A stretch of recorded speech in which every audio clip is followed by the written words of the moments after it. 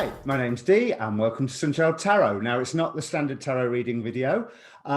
We can all admit that this year, 2020, has been extreme. Let's put it that way. And we're all led to believe that it is Capricorn's fault. So I have with me astrologer David Fischer. So David, tell me, why is it all Capricorn's fault? Hello, Darren. Good morning. Thank you for having me here. Yeah, it's Capricorn's fault in a way. It's just that the planets and the signs, they reflect really what's going on with us down here. We have given them that that purpose since they are there.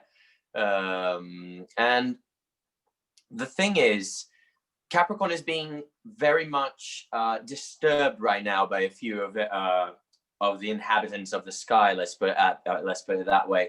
You have the planets moving about in signs, and they make those signs more active and more agitated while they're going through them. And the significations of those signs, when the planets are going through them, just become exaggerated, and we see more of it more prominently in society. So it's kind of Capricorn's fault, because there's some planets in Capricorn that move pretty slowly, that have been there for the past 12 years. And so we are feeling that energy, that part of the sky a lot, and that doesn't happen all the time. Pluto, for example, is the one that I'm talking about that ingressed Capricorn last in 2008. The previous time Pluto ingressed into Capricorn before 2008 was in 1770s, 1760s, somewhere like that. And it's one of the most known pieces of history that we have as a result of that transit was the American Revolution, for example. That this United States of America, its independence chart, it's having its Pluto return for the first time since we had the independence of the United States. You go backwards in the cycle of Pluto, and you have the great ships coming into the Americas and colonizing Americas. They had discovered it during the Pluto and Scorpio, but the more intense part of the colonization process began happening about 20 years after the 1500s here in Brazil, for example, which is where I am from. And so you have these connections with great pieces of history, important events that define generations, because the largest structures of society were expanding. In a way, they were being destroyed, they were being reconfigured because of new distributions and political fights over territory. Who would have more power over those lands? Where would that power lie? Would that power lie in the exploring of the land as in agriculture, or would we explore it as in mining? How would we explore those lands? All those questions, and who would dominate which land in the Americas, really defined the conflicts back then in society in a lot of major ways when you're talking about the Western culture. So that ought to say that these previous Pluto cycles through Capricorn really redefined society as a whole in a very important manner. It brought to our awareness, while the sign was being activated and agitated by that energy, new information and new power dynamics that really redirected society in major ways. It reestablished what is the new norm, which is a Capricorn word, norm, structure. What is the new establishment? Those things tend to change when Pluto goes over Capricorn. So, not only when Pluto goes over Capricorn, but when it challenges Capricorn in any way, when it's in Cancer, Libra, or Aries, it will challenge those established orders in Capricorn in that way. But when it's going through that sign, it tends to make old structures crumble to give way to the new ones. Why am I talking about Pluto here? Because it's the slowest moving planet, and so it gives you the largest perspective of all of the planets that inhabit Capricorn during this period, about what should we be looking for during this period of time in society. You know, okay? Do you want to say something? would I be right in saying, you said 2008, Pluto into Capricorn, we have the subprime mortgage crisis that led to a great financial crash. Exactly, And yes. that's Pluto saying, hi, honey, I'm home. Well, part of it, yes. But there is this thing that before Pluto could ingress into Capricorn, it was entering to Jupiter, still in Sagittarius by the end of that sign. And Jupiter did ingress into Capricorn during 2008. And it was in a conjunction to Pluto when the crash happened.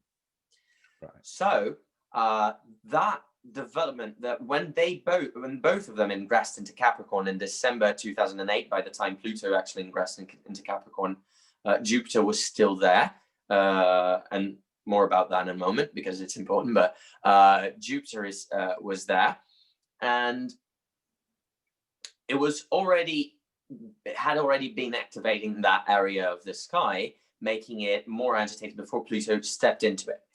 But they were already linked. The things that it was treating in Capricorn had already happened in the conjunction back by the end of 2007 in Sagittarius.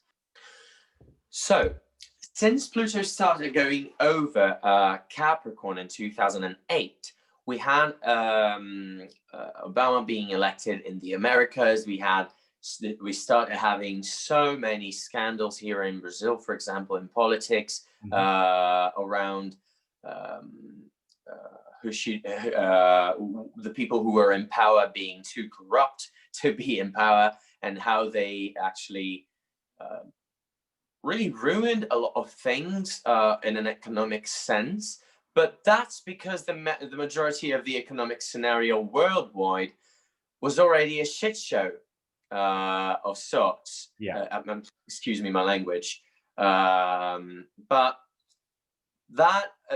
all of that was showing to the public how our society in general needs to redirect itself, how we need to take our new Republican ideas, which are relatively new in a modern sense.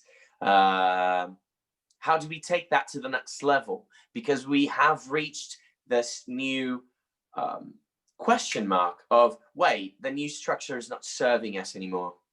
The new structure is seeing a downfall because we are seeing this new surge of ideas, this new surge of culturalism that has come up with this new globalized culture that we are developing.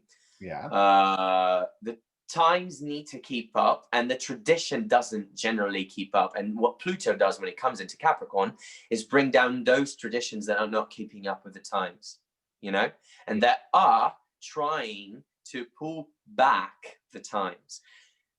Sometimes, unfortunately, they managed to adapt, and they kept some, for example, the autocratic powers didn't crumble every time Pluto was in Capricorn, right? Yeah. Only some specific ones. But since we have been having these more and more as a reflection of Pluto in Capricorn, of autocracy and centralized power being redistributed, we can see that this is going to happen now again. We see new patches of populations of minorities that used to be called minorities. Now we are going to have from now on to acknowledge them as not minorities anymore, because they are just people reaffirming their rights to exist and to contest the power dynamics that are on top of everything, especially because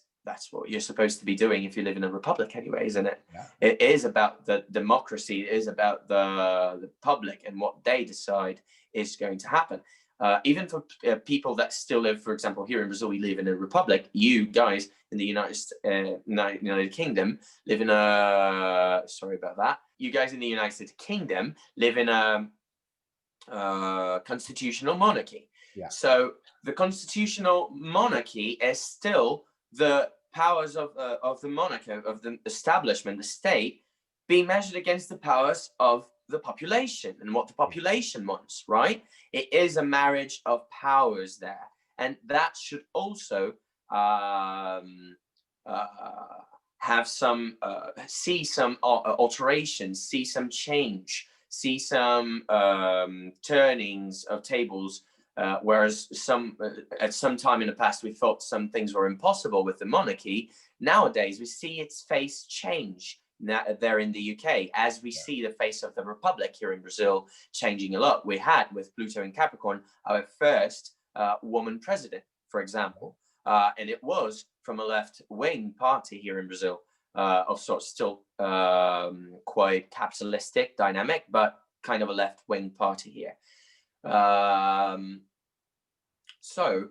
And she was deposed, right? She was deposed by a right-wing, by a more right-minded kind of character person that later on gave place to the current government, which is much more restrictive and against all of the things that we have advanced on in the previous decades, which was environmental change for the better. We were going in a good direction here in Brazil, for example. And in the previous 2 years, with this new, more conservative government, we have been seeing here, for example, some retrogradation into the days where you could just kill half of the Amazon and no one would say shit about it because you were just improving capitalistic ideals, right?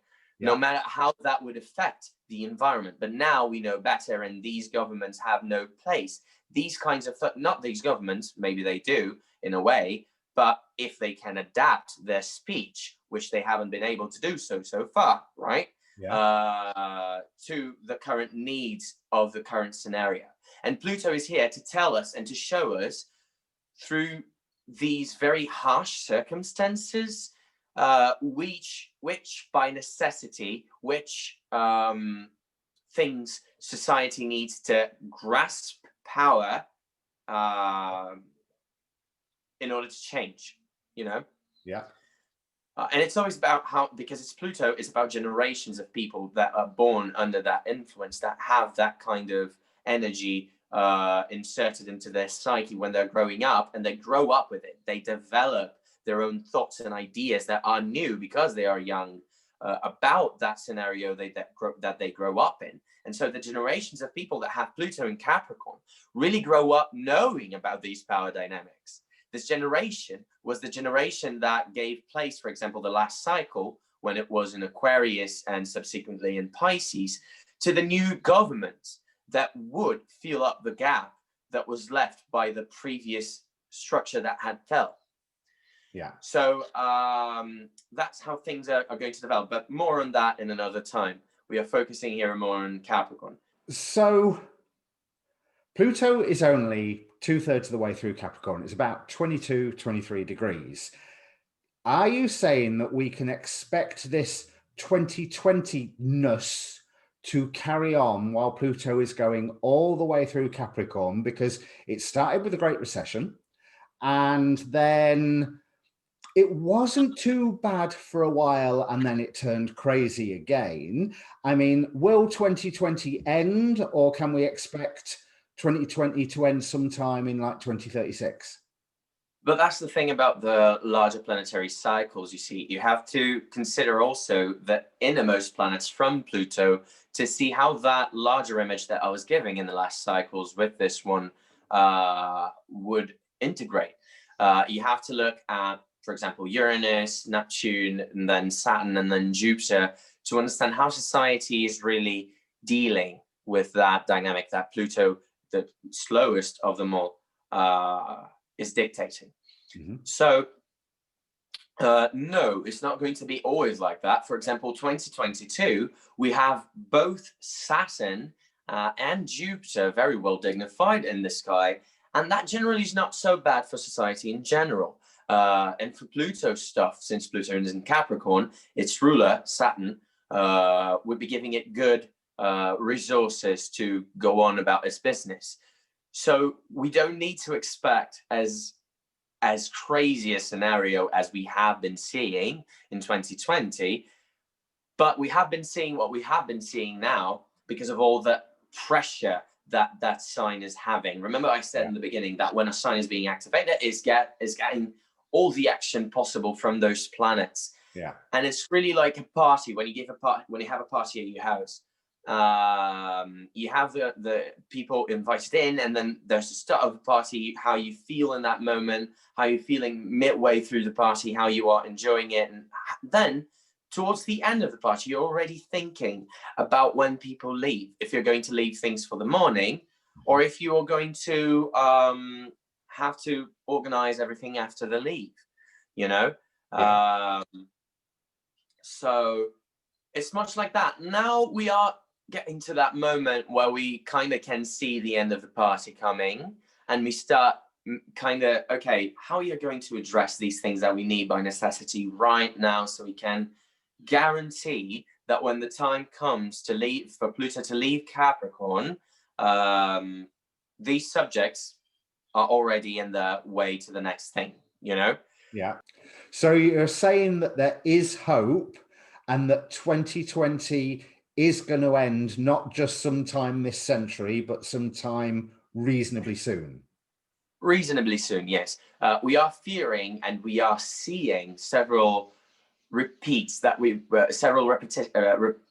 repetitions that we might not like so much nowadays. For example, people being, we're seeing horrors previously depicted by society in other times being brought up by this resurgence of conservatism and really policies that try to keep things under control, but it's not a kind of control that fits anymore into the molds of the societal structure that we are remaking now, that we are rebuilding. Yeah. So it's going to end sometime soon, because we are already seeing how, because of the pandemic and all the things that have been happening in Capricorn this year, depicting the pandemic, have been forcing society to change abruptly into another direction in several of its sectors. You know, that could go into some people's liking and become some progressive change, but it can also mean that more conservative powers simply take over more deeply. They take over more. What's a good word for when things take a better hold of something? Become more entrenched. Yeah, they become more entrenched. So on that note, I've heard on a few of the astrologers' shows that Saturn in Aquarius is not necessarily the whole woo-woo age of Aquarius, love and light, and everything's going to come up roses, but could actually be the hardening of right-wing authority upon the face of the planet. Am I right? Am I wrong? Am I terrified for no reason? You know, No, definitely.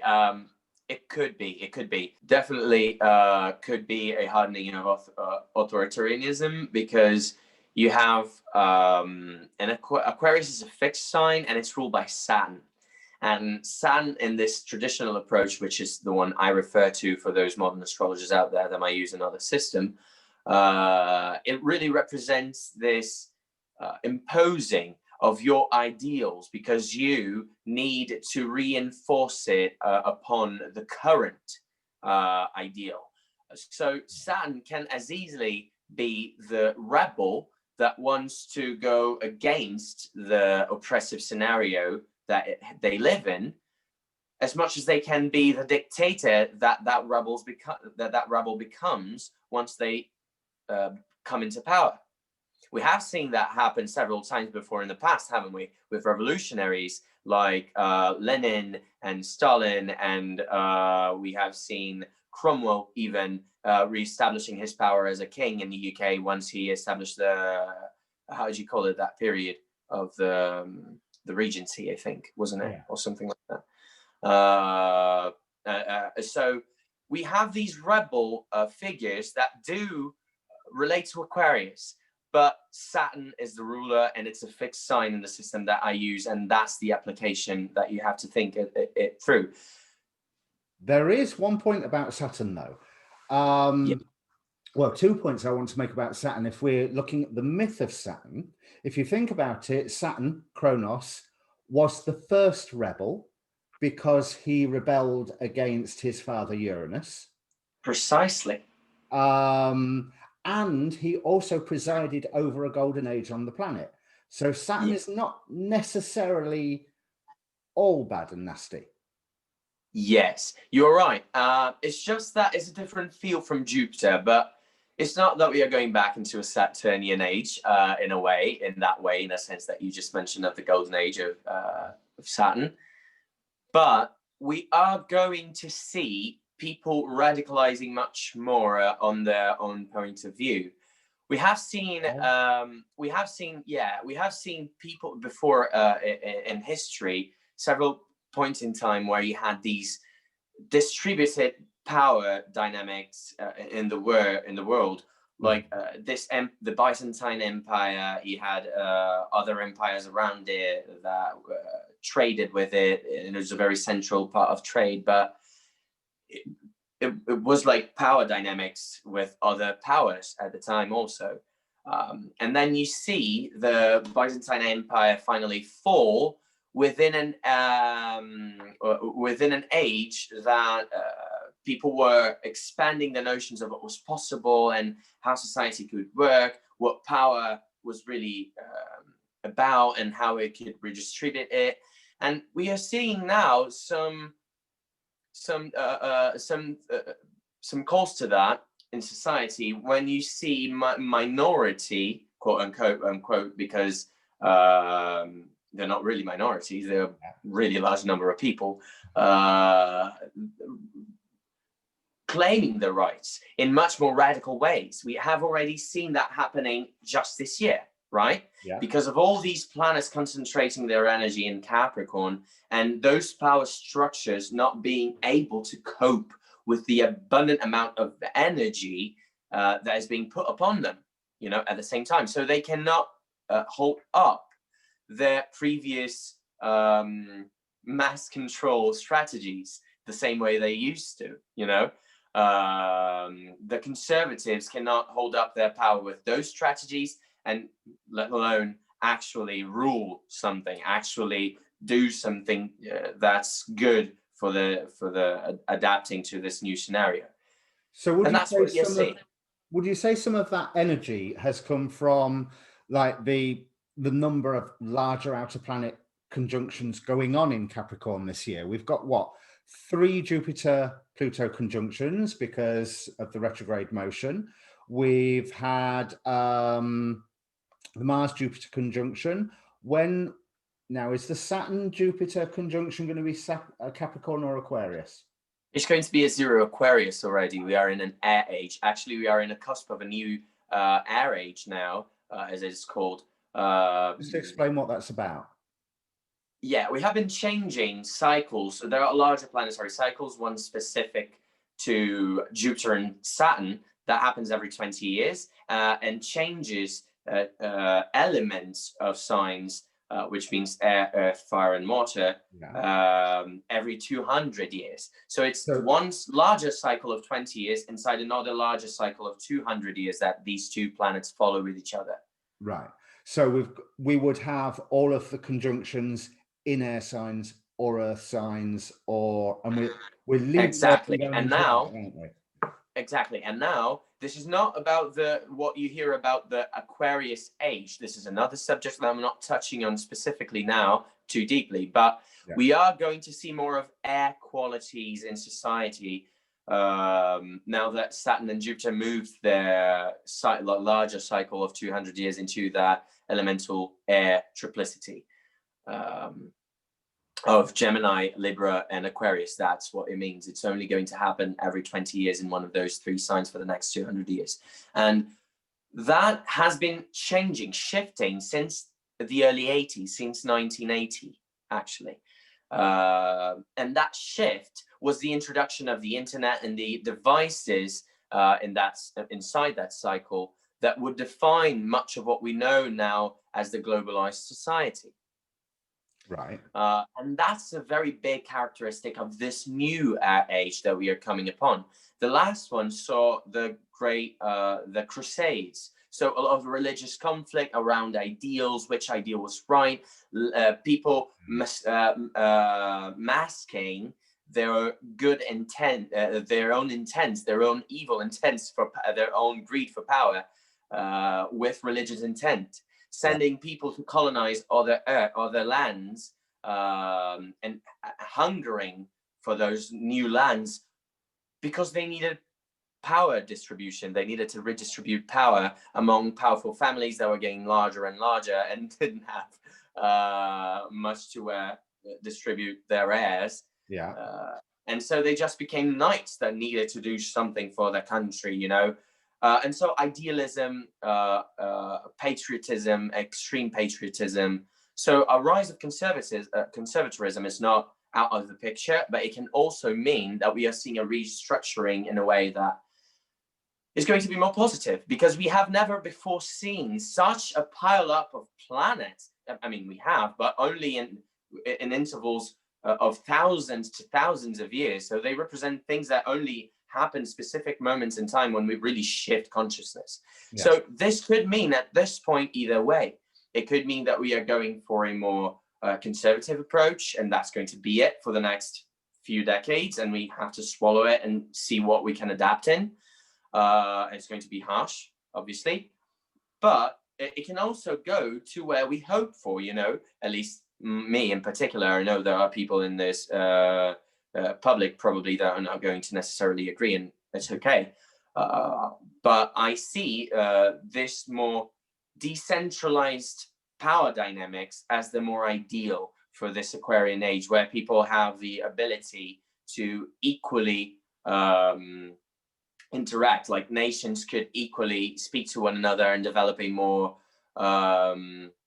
stable type of economic dynamics. You know, we see the rise in this new age of the cryptocurrency, right? Money that's not actually physical, giving you much more power of choice about what you want to do with that money and how fast you want to manage that resource, that power resource that you have. That does individuate power for people in our society in a more minute sense, in a more personal sense. Yeah. So that's the Aquarius bit that we've got to look forward to. We've also got the final Jupiter-Pluto conjunction coming up. Now, if I'm remembering correctly, I don't think any of us have escaped the attribution of the virus to the Jupiter-Pluto conjunction. So we've got the next one coming up on the 12th of November. Has it got some other whammy to deliver, do you think? Or is it just going to be the peak of the third wave of the virus? The peak of that wave. Look, no, actually, we are already in this new wave that has been putting Europe in a lockdown, in a new lockdown. And here in Brazil, we have been seeing more of a stabilization, but we are still up there in the rankings, you know. So we still have a long way to go with this virus, and it's not something that's going to go away. But this feeling of pressure that we have been experiencing since Jupiter ingressed into Capricorn late last year, it's going to be less effective. It's going to wane as Jupiter conjoins Saturn in the beginning of Aquarius, and then goes off to separate from Saturn. Once it leads into Pisces, it's going to leave briefly in 2021, but once it leads into Pisces in 2022, to stay there for a bit, things should feel less restrictive than they have now, and then they will a little bit in 2021, but less than now.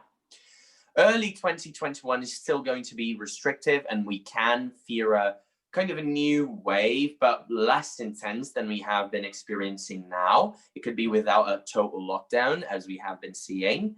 But Jupiter in Capricorn now is still talking to Pluto, and you can see graphs like if you go to some other astrology channels, such as the Astrology Podcast, for example, they have been showing in their own material for the forecast of the month of November a specific graph. I'm not sure if you've seen it, Darren. Archetypal Explorer. Right. Yeah, I That's believe that was the it. website, Archetypal Explorer, that Astrology Podcast has been using. Right. Thank you. I believe that was it. So you can go and check that graph out. It matches really ominously the scaling up of the virus in not only in Europe but in a worldwide scale. And so you can see while Jupiter is building up this last of 3 conjunctions to Pluto, you can see the last and largest peak of that infection curve going up in that graphic. So that's the bit about Pluto and Jupiter and Pluto together this year. And really, when you look on all the clump up of planets that we had, not only these outer planets that are slower moving, that take like a year through a sign, which is Jupiter, for example. But when you see Mars going through Capricorn, Sun going into Capricorn earlier this year, when he had the public first being made aware of this danger of the pandemic by the Chinese government, which was in late December, early January. That's the Sun going through Capricorn. We had eclipses last year going through Capricorn when the virus actually started spreading. Yeah. When it's presumed that the virus actually started spreading. Saturn was exactly conjunct another point that causes eclipses in the sky, which is called the South Node. And they worked together for months. That was a large cycle that doesn't happen often as well. Right. So there are a lot of peculiarities in astrology that we generally look for in the sky to determine certain important events, but they don't usually happen at the same spot in the sky at once. You know what I mean? Yes. And that's really what seems to have contributed to, as you know, I've been learning about astrology seriously for a year now, and what a perfect year to be doing it. Although it's almost like there is so much noise. How can you pinpoint one influence from another? And you mentioned the eclipses, and yes, you can tie the eclipses into the virus, obviously, because very well, yeah. Actually, we started opening up where we became aware of the virus in the first cycle of eclipses this year. In the second cycle of eclipses this year, after everything developed in the next 6 months, we had the opening up of the businesses and the economy that they attempted to do. But now that we are mounting up to the next set of eclipses, we have this new wave coming to its peak with the Pluto-Jupiter conjunction again. And so you see how they are tied up. So yes, you can pinpoint certain points in time where these developments, these specific developments in the year of 2020 are going to happen, not only through the eclipses, which have their own particular narrative, but you can also look into the quicker moving planets. They are really the quickest moving handles in this huge clock that astrology is. And we have been talking so far about the bigger handles in the clock. But if you go to these smaller ones, these closer to home ones, they determine more mundane events, more current events that are determined by individual action or specific weather patterns that influence humans in a big way. We have been seeing these large forests burning up. Like Australia was on fire just last year, and we've kind of forgot that because of all the shit that has been happening this year, right? Yeah, Siberia was on fire, I seem to recall, this time last year. Siberia on fire. Brazil's Amazon is on fire. And not only Brazil's Amazon, but a large portion of it is in Brazil. It's to blame on our government, spoiler alert, but you see all of this happening in countless disasters environmentally, like countless, really. You just had one these days, like it was yesterday or the day before, that we had this earthquake. Where was it? In Europe? Turkey. In Greece and Turkey, that killed a bunch of people. Like, and that's not even like it's not even surprising in 2020 anymore, because we've been having so many of those. But that's what happens when you concentrate too much energy in one sign, and when you have these quicker moving planets activating those spots, as Mercury is right now, for example, and Jupiter is, and all of that, and Saturn, and so Mercury's doing it by square at the moment, isn't it? yeah, it's squaring Saturn while it's stationing direct. So Mercury, in one of the peculiarities of its cycle, it's squaring another peculiar point in the zodiac that has been active for a very long time, especially with Saturn, that has been hanging out there for a long time, for the last couple of months. So you would put this earthquake on the Capricorn stuff as well, and not necessarily the Uranus conjunct the full moon? Oh, it's all of it. It's really all of it. But you see how these specific scenarios that have been developing during 2020, they compose the 2020 dynamic in a very large way. They are going to mobilize society, and that's why they are tied into the Capricorn and Mercury bit here. But yes, that full moon conjunct Uranus could be more of the weather pattern that you would look for if you were trying to predict the weather with astrology, which is not my speciality at all. But yes, there are different ways to look at it. But the societal part, the Capricorn bit, is tied to it, that whole 2020 dynamic that we have been seeing developing, and how one more impact could mobilize society even further and radicalize people, and make people more aware of reality in a much more tragic sense. Let's put it that way. Saturn has to do with tragedy and harsh things that happen to people, so they are made aware of reality. Pluto just adds up to it, right? To put it gently. So there's a cheerful note. Yes. To go on a better note, it's almost about to end, and that's why I think it's good to be talking about all of this now, because we can look at it in retrospect and really have something to look forward to once these planets really shift into other energies and they're not so concentrated in one spot anymore. You're going to feel the relief after December, really. Yeah, I can't say that I'm not looking forward to that point. I don't think there's anyone on the planet who wouldn't be looking forward to that point. Right, yeah. So you mentioned the personal planets.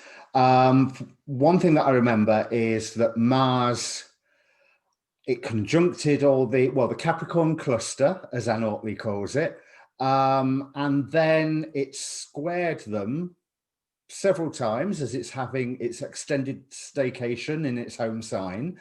How has that playing out?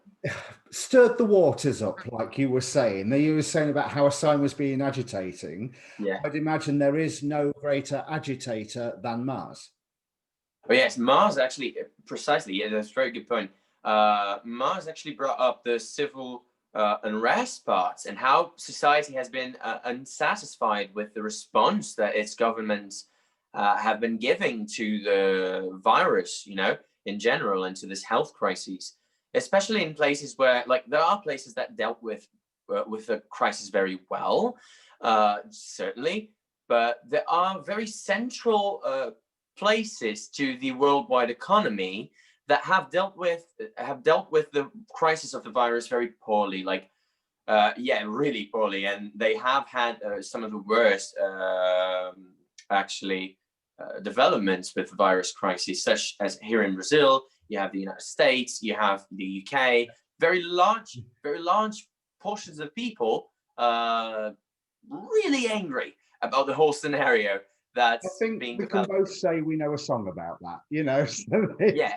So the dynamic of Mars with that Capricorn clump has been that, and when Capricorn was activated by Mars earlier this year, when Mars first ingressed into Capricorn, was when Europe started going into lockdown. And by the time Mars conjoined Jupiter by the 19th or 20th of March, I think it was the 20th of March, because it was in the solstice, I remember. It was around 19th or 20th. It was around 20th, 19th or 20th, yeah, of Capricorn. So when they conjoined, that was the peak of the first wave in Europe, and it was the peak of despair for people that didn't know worldwide how to deal with that crisis, and that were very scared about the things that were happening. So a lot of fear. You can see Jupiter is not very well placed in Capricorn. I'm not going to explain too much, but it has something to do with something called planetary dignities, if you want to research more about it in the internet. So these planetary dignities, they really determine that Jupiter is not so well placed, so there is not much it can do in that Martian situation. And so Mars is an addition of fear. And what that fear causes in people is the reaction, you know, because fear in your body will determine if you're flying or fighting, you know. Yeah. And people are choosing to fight in 2020 in a lot of places, as we can see. And the Mars going into Aries in July, it was early July. Actually, it was late June 27th. When it went into Aries and it started this dynamic, we have seen these governments trying to hold on to their own perspective of power and to their own.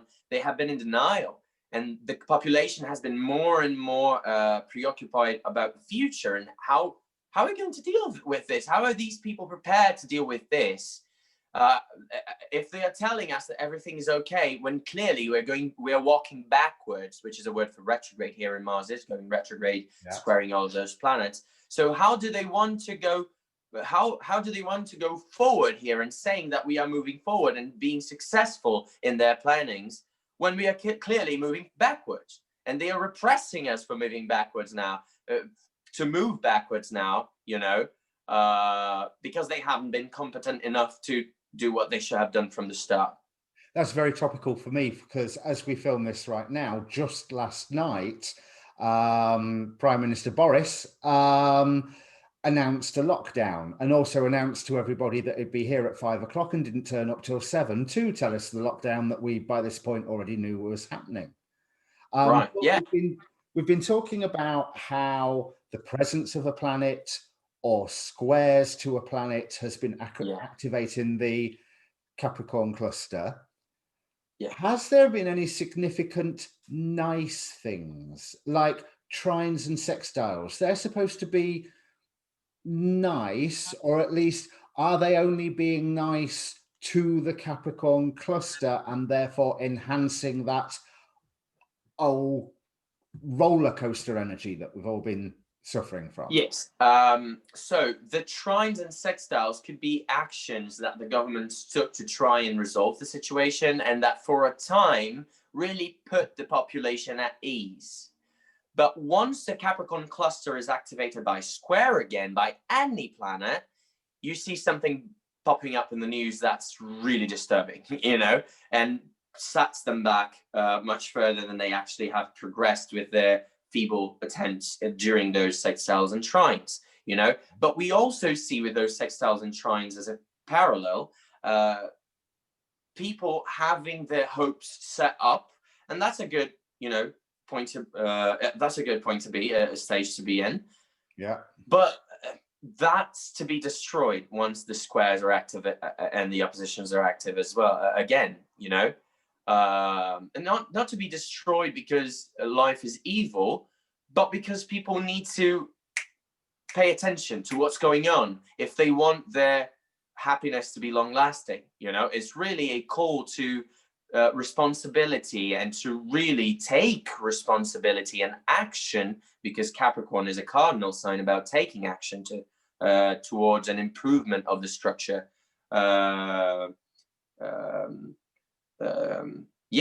It's taking action towards the improvement of the structure, this cardinal energy. That's what they're inviting us to do when they're energizing those parts of the zodiac. And so, yeah, the reliefs that we had this year weren't that long lasting.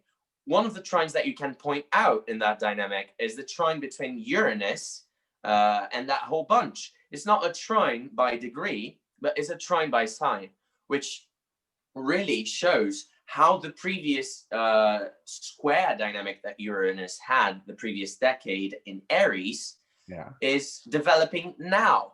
It is a trine, but it's a disruptive trine because it's Uranus and all that clump in Capricorn redefining structure. But it means that society is actually finding a means to renovate, to restructure, and to challenge whatever comes in the way of that restructuring that's necessary for those oppressed bits that are fearful and that are rising up against them. So these are all, I mean, we're talking on a global, societal or mundane astrology level with most of this conversation, but it is very much actions that you can take home and answer the invitation to restructure your life, restructure your job. Well, let's talk about, I mean, jobs. Your job is probably getting restructured for you with the economy doing what it is at the moment. But there is that wonderful invitation to restructure everything, which is something that you can, I'm saying wonderful invitation, it's in the whole term of, oh, goody, another learning experience. But all of this action can affect people personally as well. So that is by house. Yeah. That is by house. That's when you get into the more palpable and more personal level of astrology, which is my specialty, which is where I specialize myself now and study more deeply. It's where all those circumstances that we have been describing in the whole of this video affect you specifically. You're not going to get as specific a reading as if you were with your own natal chart and an astrologer, but if we can point out to you, for example, as we are going to, how by house you can expect those themes to manifest in your life in a material sense, in a more close to home kind of sense. So what we're going to do is we're going to look at each rising sign, because that's what defines your houses. And we can have a look at the themes that have more than likely come up for you within this 2020. I don't want to use the word that you did, but I can't think of a better one. So the 2020 shit show. And or 2020 parade, maybe. But let's have a look at how it affects each rising sign as to what house that it's looking in, what may have happened and what we may still have left. If there's any final punches or final surprises that may come up. Right. So if you're a Sagittarius rising, then Capricorn is your second house. And all this clump of Capricorn planets will have been agitating your financial sector. But that doesn't mean only your job. It means your livelihood. It means your possessions in general. It means your home in a physical sense. Your home would be also the fourth house. But in a material sense, what you hold as possession, your home is also in the second. That you can convert into money if you need to, if you can sell it. It goes into the second if you buy it. It talks about your salary, your stable salary if you have one, how you make your living in a general sense. So how would the actual Capricorn conjunctions and activity likely to affect? I mean, it's a bit of an obvious question with the fact that the economy of the world is falling to pieces at the moment, but is that something that we would see in the stars, that everyone's having that falling to pieces effect? Or is it likely just to be one extreme or the other? You could be falling to pieces or having a huge windfall from the current situation. You could be both. If you have a strong Jupiter in your chart already, in your natal chart, which means Jupiter is going to be in one of the signs where it likes, in one of the houses where it has more power, then you're going to experience this perhaps as a little setback that is going to throw you more in the right direction. It's going to be experienced as more positive after it's over, but it's not going to be a downfall. But for people that have a more challenged chart with the positions in Capricorn, for example, a more challenged Saturn, a more challenged Jupiter, that could have been more challenging for those people, and they have most likely experienced a little bit of financial disrupt in a way, or their livelihood was disrupted in a way. They might have lost their jobs. They might have had to face different conditions of work, for example, working from home, and how that affected.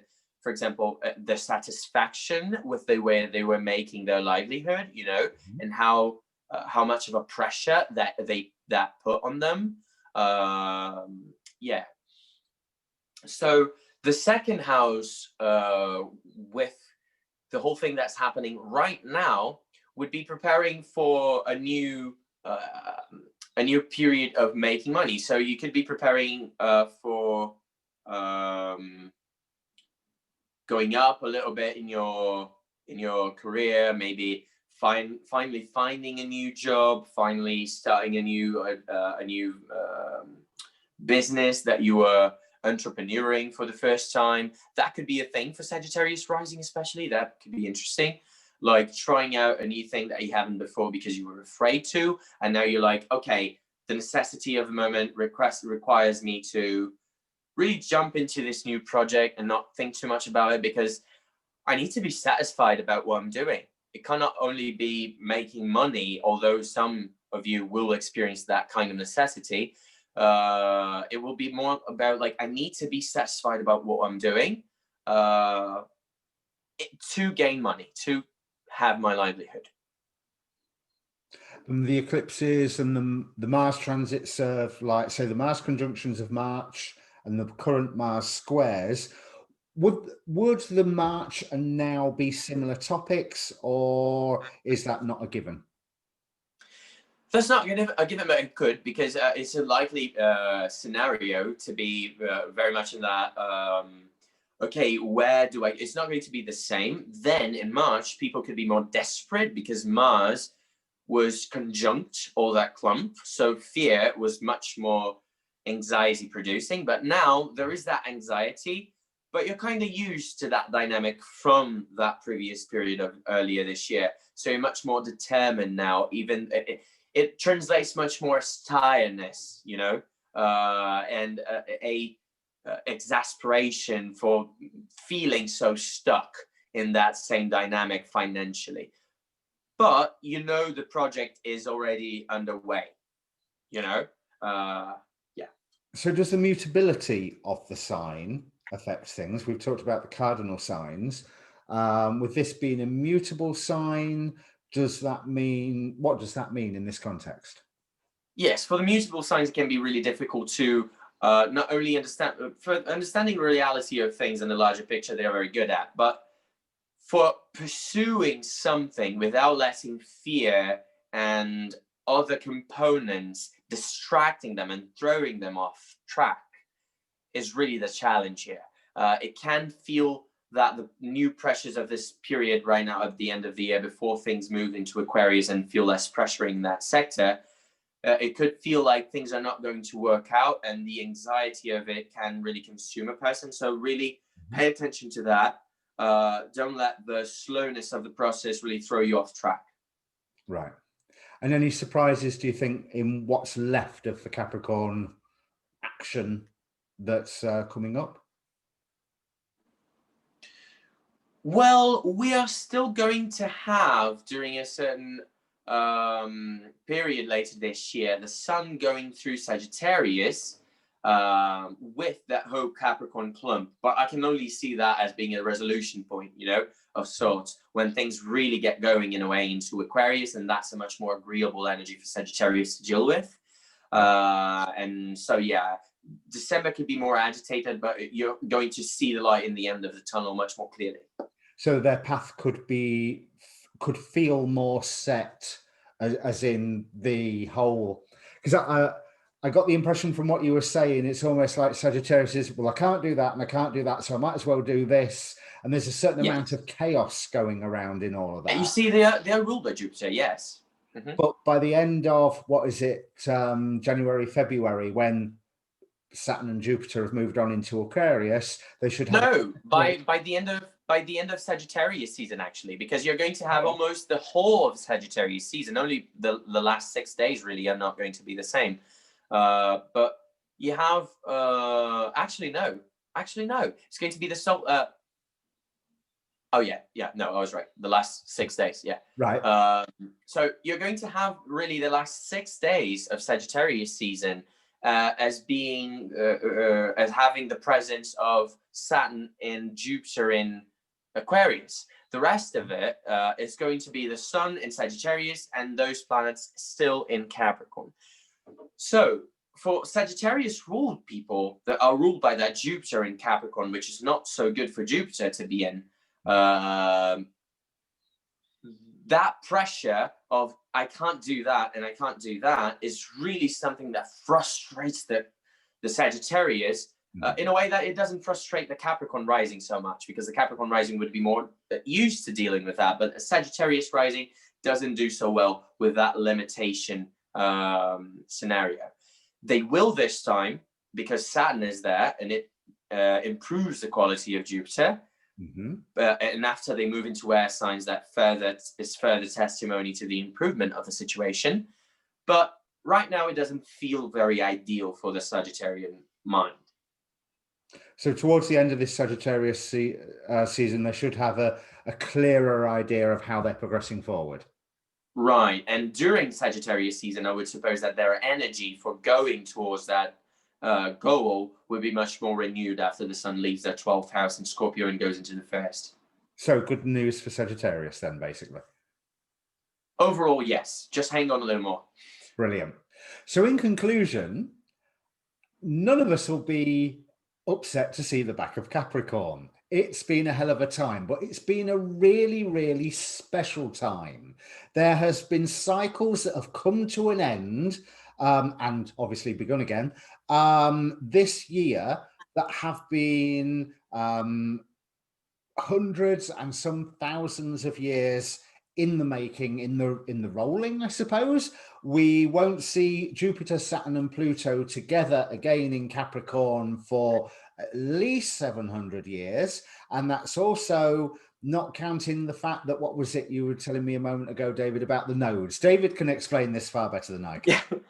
No, it's a really special time, as you said, Darren, because there is no register in recent or even ancient history in the modern era of a period of time where we had this much activity in Capricorn so close together at once for such a prolonged period of time, including eclipses and Saturn and Jupiter and Pluto, like all of them together at once for a long time.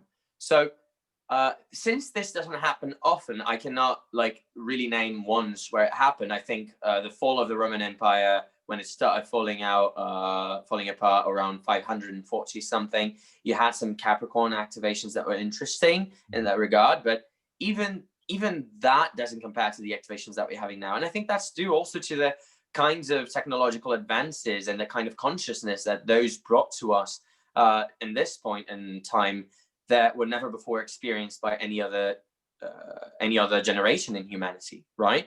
And so, yeah, it's really a special time. It's really a new thing that we are going through, unprecedented in history. So we may think that we are lucky to be alive, and yes, we are lucky to be alive to get through to the other side of 2020, but we really, really are lucky to be alive right now, because we are experiencing things that so much of humanity has never seen and will never see. So on that, I suppose we do have something to be grateful for. Now, as I mentioned at the start of the show, David is a practicing astrologer. He is open for readings. I personally have had a reading from David, and I will never be without a David in my life for as long as I live from this point on. It was that good. So if you want to contact David for a personal reading, there is a link in the description down below for the Facebook page for this channel. Send me a message there and I will pass on David's details. David, have you got anything you want to say to the audience? Yeah, just thank you guys for your attention, and you guys have been amazing. Such an attentive audience. I really loved being here with you guys tonight. And yeah, cheers, mate. Thank you for having me in your channel and for giving me such a welcoming introduction. And yeah, thank you. So have a great 2020, what little, thankfully, is left of it. And let's all look forward to 2021. And we'll see you later.